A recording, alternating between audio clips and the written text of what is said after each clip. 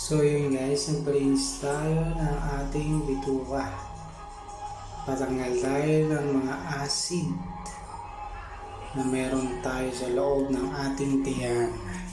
So yun, makikita nyo kung gaano karumi ang aking tiyan. Pero hindi naman sobrang dumi. May mas marumi pa dyan. Sakto lang yan. So yan, nakikita.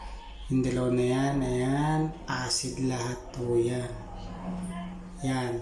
Kasama na rin dumi, yung mga nakadikit sa ating mga bituka na hindi na ilalabas o hindi natutunaw. Ayan. Habang minamassage natin yung tubo, ayan. Nakikita kung gaano karami ang acid. Pero sa bungad pa lang yan. Hindi pa kabuuan yan. Kumbaga unang session ko pa lang. Okay.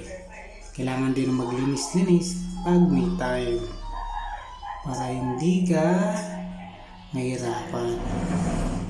So ayan, puro acid pa. So ayan, hinimas-himas na ako ni ma'am.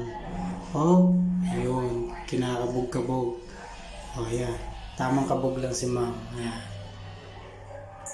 So ayan, kinakabog yung tiyan ko kung meron pa o mahangin pa. Ganyan ang ginagawa niya. So ayan, ayan, meron mga konti-konti pa eh, may natitira.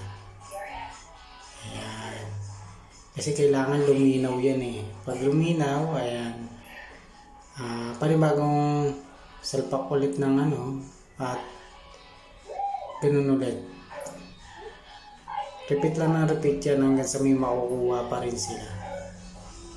Hanggat kaya nila may makuha ang acid sa katawan mo.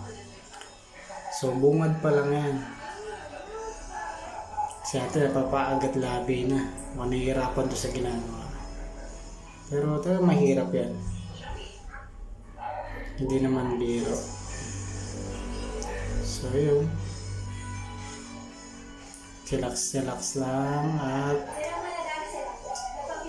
ayan.